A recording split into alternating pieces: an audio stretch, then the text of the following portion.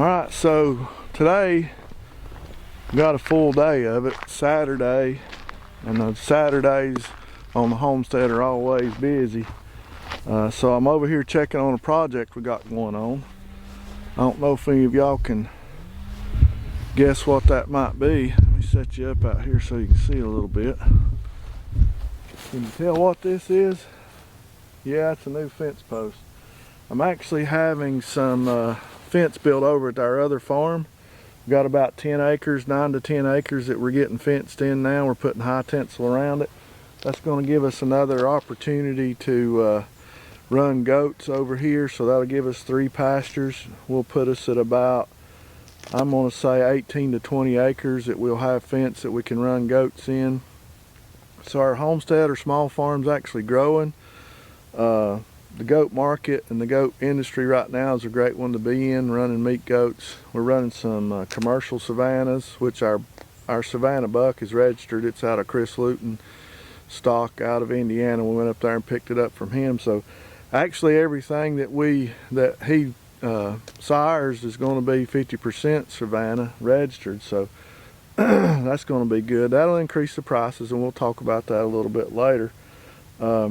As far as meat goats go, this is really going to help us increase our production. You can see some of the fence posts that they've got in. They've been working on it just a day or two now.